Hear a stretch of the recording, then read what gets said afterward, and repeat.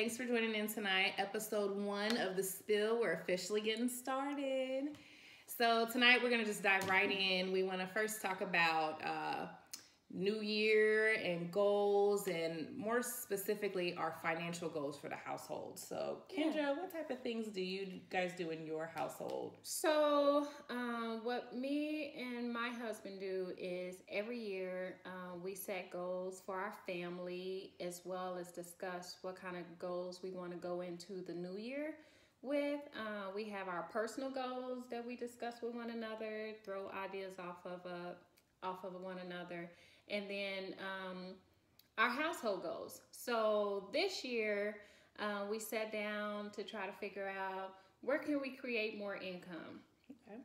You always want to have your little side hustles. Of course, you have your job and things like that, but it's always nice to have a side hustle. Absolutely. You can argue with that. More money to bring in, right? More money to spend, ultimately. Exactly. So we sit down and we kind of figure those out. So this year we're starting on a new adventure. I won't share, but Stay tuned. That's what that means. Stay tuned. But we're starting off on a new adventure as far as business, and we're gonna go from there and see how that goes. Okay. What about you guys?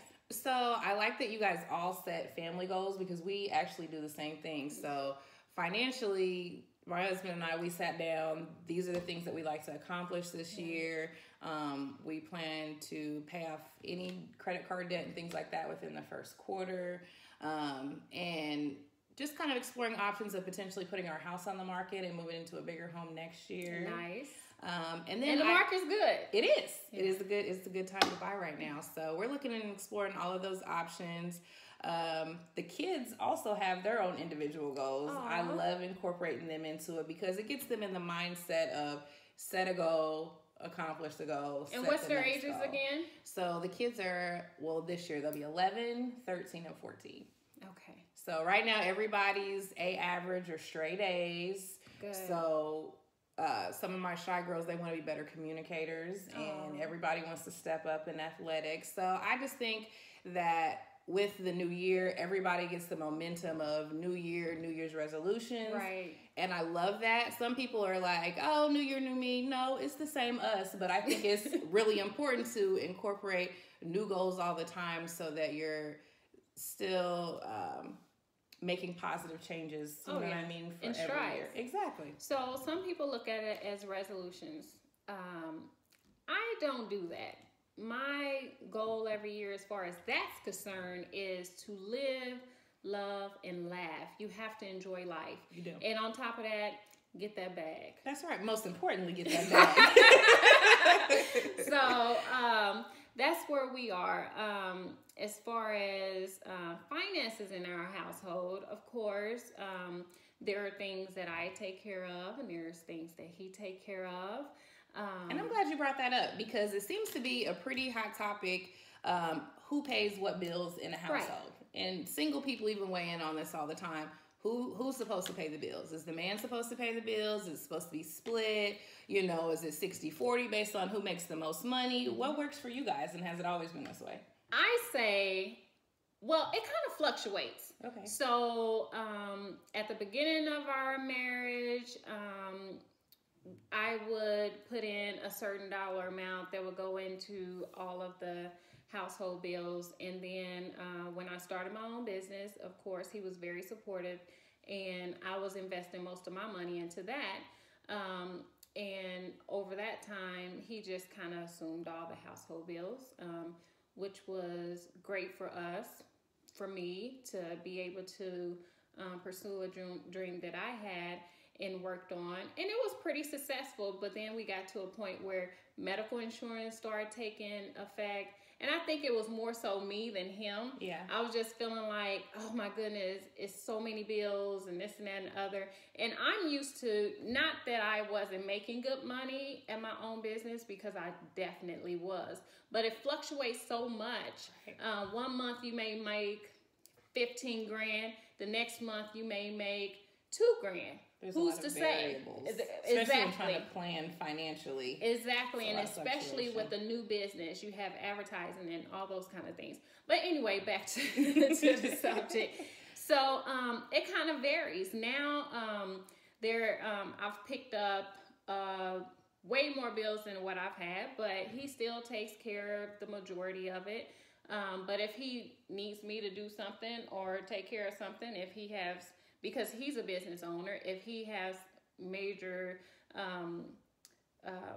bills to pay outside of his business, then he'll say, hey, Kendra, I need you to step up and do such and such. And I do it. It's not a big deal. Mm-hmm. So it just fluctuates. And I think that's really important to establish that flexibility, especially in a relationship, because things can change as you take on new projects and as you open new businesses. Right. Sometimes there can be a lag in finances where when it's great, and when it's not, it might be an alternative issue, but you always adjust and you always communicate what's best for you guys. And if I have to pick up a whole lot of slack, the good thing is I can do that. That's right. So how does it work in your house? So in our house, it's kind of worked a few different ways. So over the years, since I first met my husband, when I first met him, he took care of all the bills. I've always worked. I've always been fiercely independent. But when we first got together, he took care of everything, and my money was kind of my money. Mm-hmm. Now, that's not to say as he entered the corporate workforce, you know what I mean, just trying to step into a whole new arena and transitioning,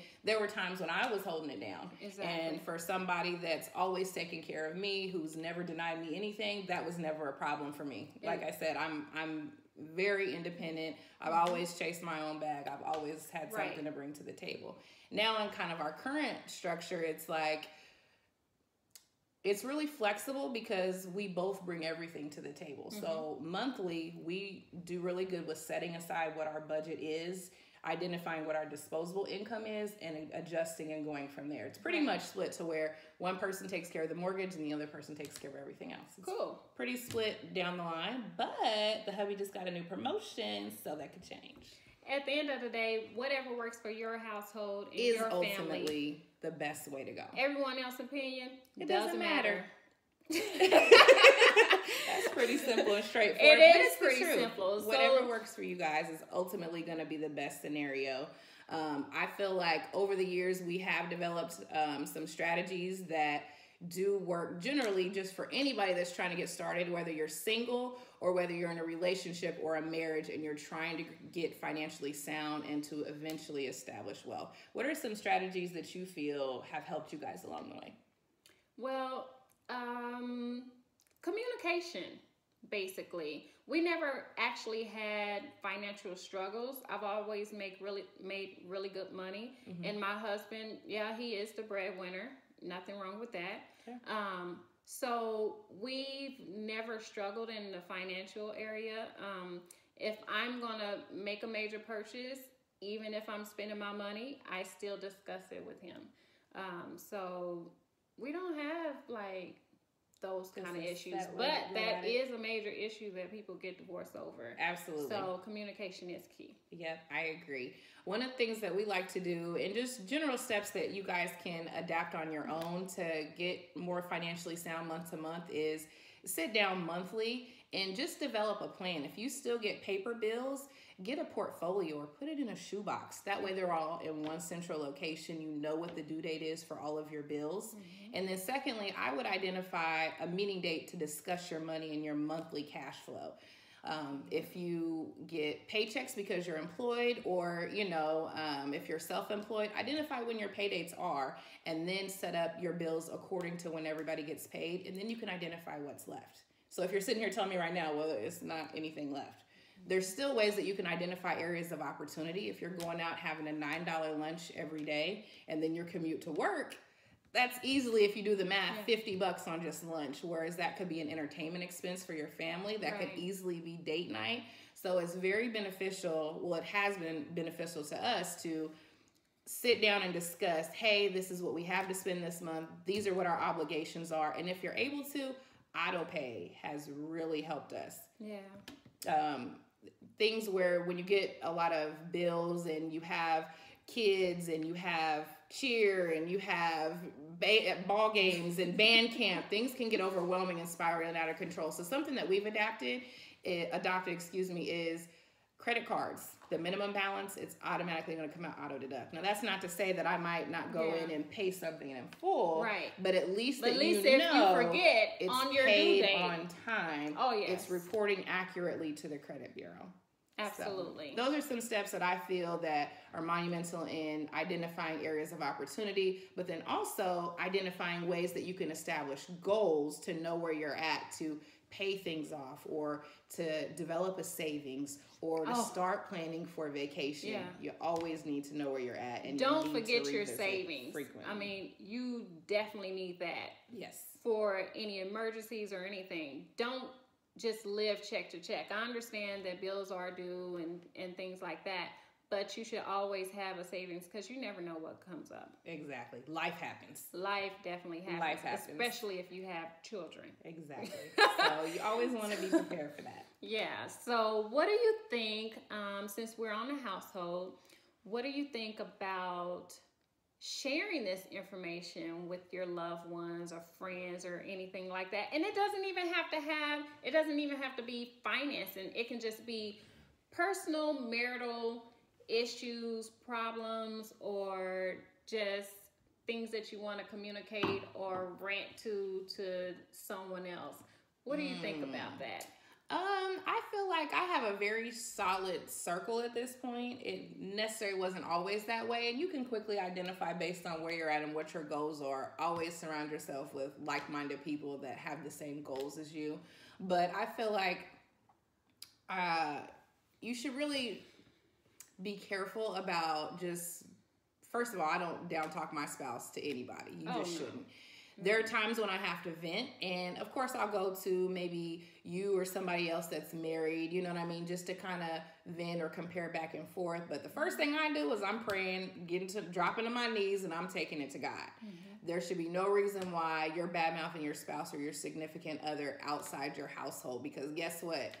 You may forget, the time might go by, he might have bought you some roses, y'all went on a nice trip, but guess what? Mama and grandma and them, they not gonna forget on April the 17th, he had you in tears and you were ready to walk away. It just doesn't happen, and it's not healthy for you having to prove your relationship to the people that you love. And at the end of the day, it's between you and your spouse, and you guys love each other, but who's to say the other person that you're telling love you just the same? Exactly. They forgive you, but like you said, mama, grandma, sister, cousin, brother, they might not. Exactly. So if you want to vent, or if you have to vent to someone that's not biased. I would suggest that's really important, and that will have both of your backs at the end of the day. Yeah, I can definitely agree and attest to that. I think that would be a safe outlet, or like somebody that's also married too, because you know, there are just certain things that you go through and that you experience, not necessarily bad, but just sometimes you might need an ear or a confidant to talk to and get good advice. Absolutely. Now this is a trick question. What if your spouse is venting to a friend of the opposite sex? And what do you think of a spouse having friends of the opposite sex? Ooh, a two-part question. I like well, not necessarily two-part, but that's like a discussion. You hear that a lot with ladies, and I see that a lot on social media as well. It's like, would you allow your husband or wife to have male or female friends? I feel like friends of the opposite sex, for where we are in our relationship, totally fine with it. In business or even at work, there's going to be situations where you obviously are going to come into contact with people of the opposite sex, for both of us, you know? Right. How do you guys feel about that?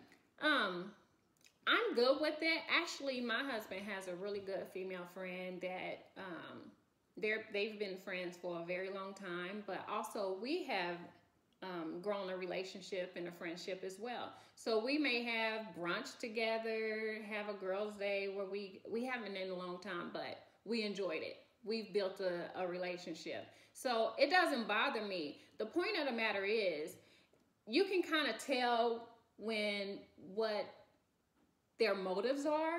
Yes. If you have a female friend that's respectful of the spouse or you, and don't mind trying to build that relationship, with your significant other, I don't think there's like red flags there. Exactly. But when you have someone that don't want to deal with your wife, or doesn't want to acknowledge or respect your wife, no, that's a no. Trying to sneak up at the club when she ain't there. Hey, we going out with the boys, right? And then and you're the only female in the picture. She the only female in the picture. That's a no. That heifer up to some shit. No. She's on something. Oh, She's got ulterior motives, and we will sniff you out, honey. So don't try to come around with ill motives. So yeah, I trust my husband. I have Absolutely. no issues. I mean, we've been together a very long time. Of course, we've had our parts. Hell, that's another episode. But at least, I mean, we have had our issues over the years. But at the end of the day, my husband is my best friend. We trust one another. Absolutely. We know everything about one another. There's nothing that someone can come up to me and tell me about my husband that I probably don't know already. Right. So as far as female friends, and he knows a lot of people. Mm-hmm. I mean, he's a business store. owner. Yeah, right? he has a store in the community. Right. Been there for years, was passed down through generations, but he knows a lot of people. And so I've never, early on in a relationship, I've crossed some hurdles. I feel like you have to, before that trust and, is established, you kind of want to know, what is the friend circle? What does that look like? Who is this number? Who is this person that just comes up to you, Exactly. But I feel like I do agree with you where we are in our relationship. It's the same way. Now, there's a fine line. Now, if anybody crosses that line or they, disrespectful would be disrespectful to me or to the marriage, and that's something that I don't even have to address because he's going to address it before it gets to me. So yes, I'm with you there. I totally agree. But I feel like in general, once you get to that point with your mate, you're in it for the long haul, you guys are married, you establish trust. Mm-hmm. Setting boundaries to say that you shouldn't have any friends of the opposite sex, to me, is just controlling. It's controlling. Like, you can't tell a grown man, oh, you can't have any friends. What's the issue? Right. What's the problem? If you trust your spouse. Yeah. If what you being insecure about? And that's what it ultimately boils down to. Exactly. Of course, at the beginning of the relationship, everyone has some kind of insecurities, not with themselves, probably, but it has to do with, we're learning each other. Exactly. You're trying to grow together. Is this the one? Am I going to be with this person long term? And I think that both sides are kind of evaluating that at that point. So in some ways you have to be, and there's nothing wrong with that. And then that's when social media take apart. So social media.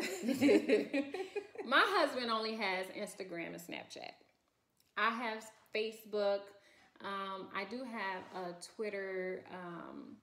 I have Twitter. I haven't been on in years, and it was a business Twitter. It's not personal. It's too much stuff going on. Too much social media.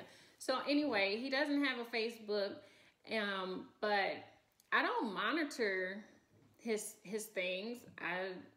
Do you have access to the accounts though? I never seeked to ask for the password, to want to know the password, because if I wanted to look at it, I probably would just pick up his phone and look at it. I mean, because I have a code on my phone, but he knows it. Right. And he doesn't have a code on his phone.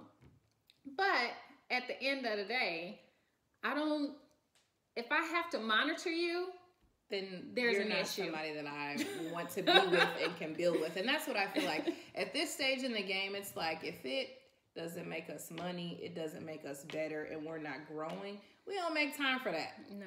We don't make time for that. So I can confidently say, yeah, we have each other's passwords, but that's not something that I have to resort to or regularly do or even have a desire to take part in, because it's not conducive to what I'm trying to do or the goals that we're trying to further for ourselves and our family right now. So. But not only that, ladies, I think sometimes you'll make problems for yourself trying to dig into situations like that, because you can read into something that's not really there. True. And then once you have that in your mind or trying to question him about it, and now he feels like, oh, so you don't trust me, and then that's a whole nother thing and a whole nother thing. Exactly. So that just comes with time and age, I guess, but we can cause problems of our own, us as women, and men too. Men too. Not only us. My mom used to always say, and this is my mother-in-law, if you look for something, you will find it. Yeah. And that's just the truth. Hell, and I done found some shit. That's a whole other episode. we gotta get y'all warmed up. That's a whole nother episode. We're gonna have an episode about how we used to be. Exactly. We've grown. I can give some tips, honey. Okay. I mean, y'all don't want me to tell no tips because I got them. Private investigators. We can come up with some voicemail passcodes. My husband used to call me KBI. Before GPS. You hear me? Before GPS, it was us. You didn't need no GPS. That's funny. But moving on into the same-sex friendships. Okay. I've had conversations with ladies and, amongst friends and things like that. So let's talk about loyalty. Because one of my favorite subjects. Okay, this episode might go a little bit long. But anyway, let's talk about loyalty. So I was having this discussion with some people, and they were talking about how this married man has a side baby. Ooh. And there's a mutual friend that's friend with the wife and the side baby mama. Ooh, messy boots.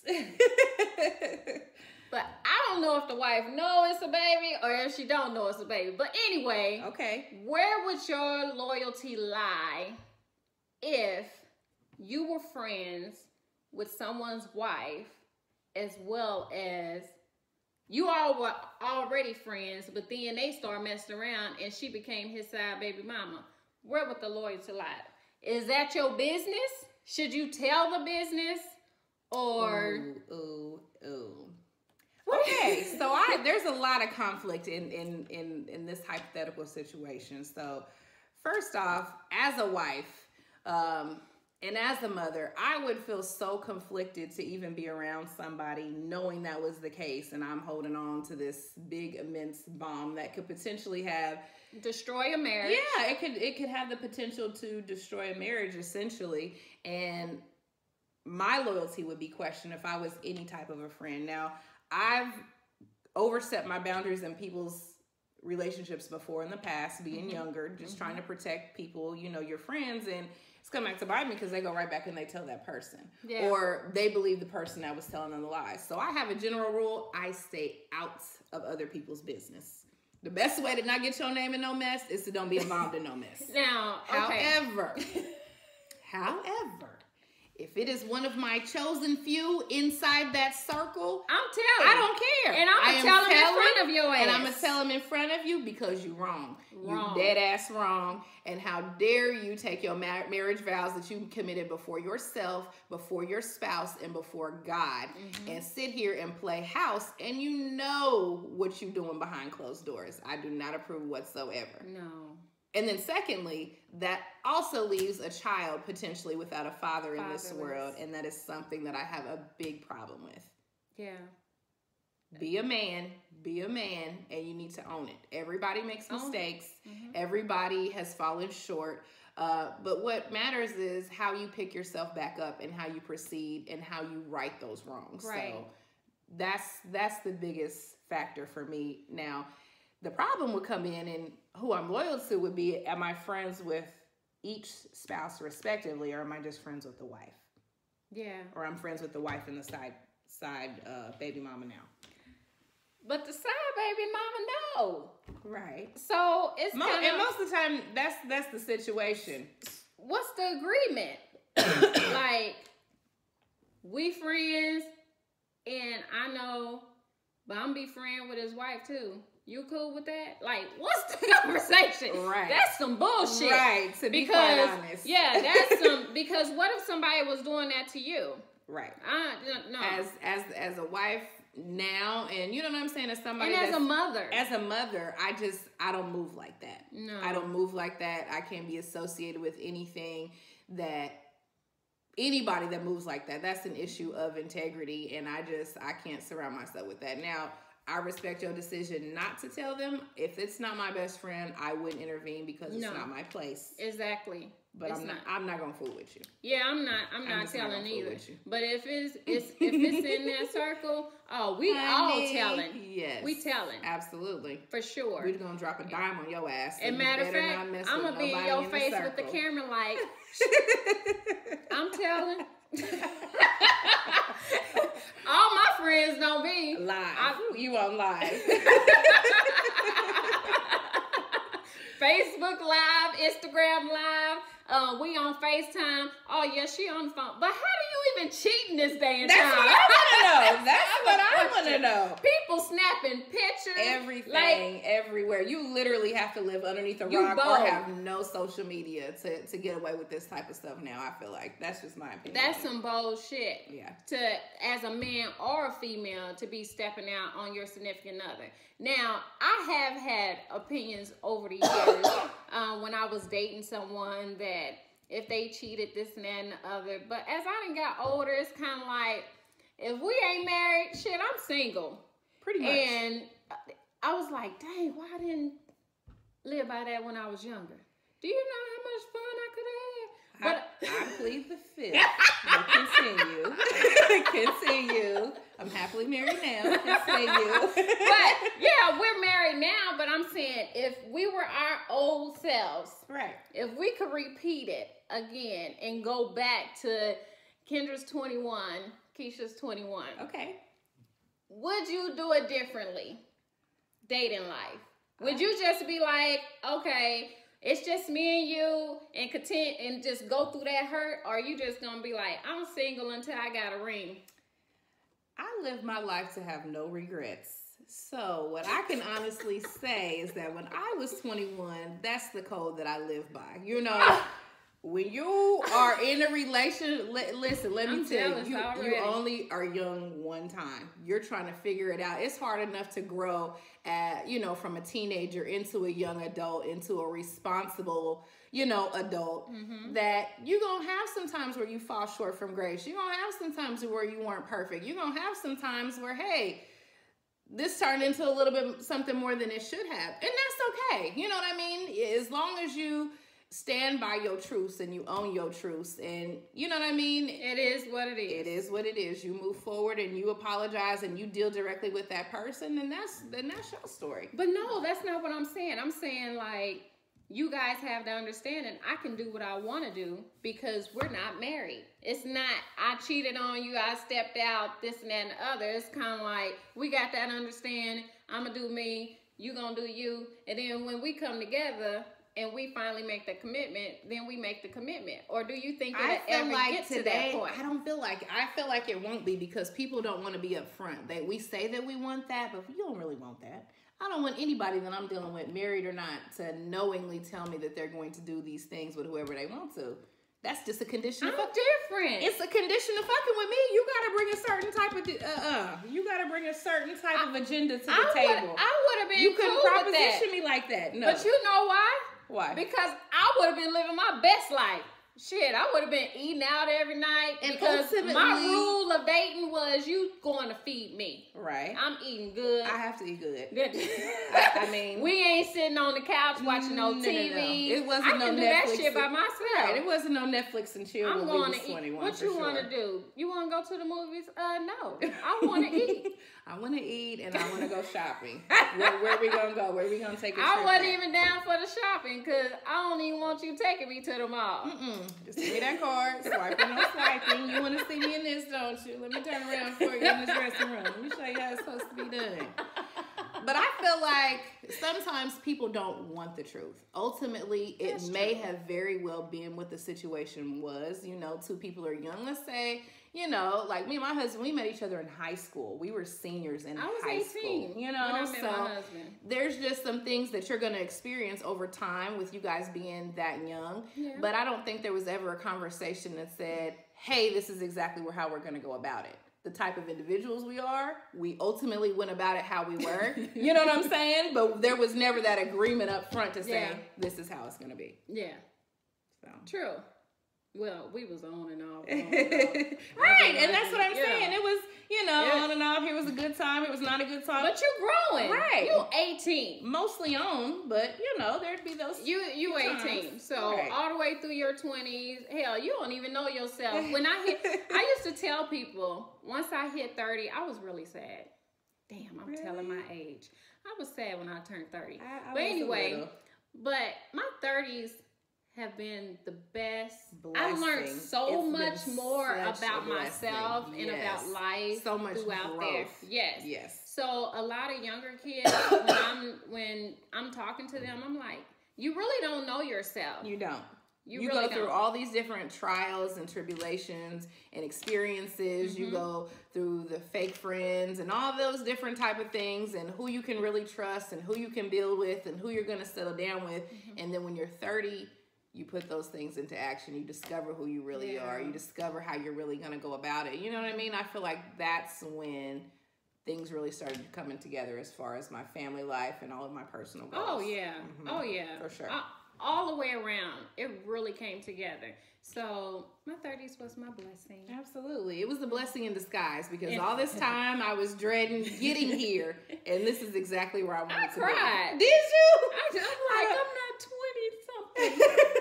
I look back at that shit and was like, that was whack. Right? Girl, we just brought in your last birthday. Better than ever. I ain't gonna say what age it was, but better than ever. I ain't gonna put you out like that. I look good. You look damn good, girl. Well, thank you guys for joining us on our first episode. Go ahead and toast up to our Moscato from Drinking Bella Sara tonight. Bella Sara It's gonna be our featured drink of the evening. Yes. Thank you. Love Moscatos. But yes, make sure you guys hit subscribe, click Please like. do. We're going to have a lot of topics to discuss with you. And really, no topic is off limits. We're going to talk about everything and anything that's important or relevant to young individuals thriving, trying to grow and establish, and who want something better for themselves. And we there's some things that we can teach you guys. Between the both of us, there's a lot of knowledge here, as well as we'll have some guests coming on in certain professional areas that be sitting in on the conversation and just giving us tips there. And then just some regular people coming in, just sitting down with your girls and having a little conversation. Exactly. So two girls that we found our own way, and we figured out how to make it work for us in life. And, if we can help others along the way, that's ultimately what our goal is. So stay tuned and keep following up every Wednesday night at 8 o'clock. Follow the Instagram page. Yes, we follow back. We do. And again, subscribe. The Spill. Check us out. See you soon. Bye.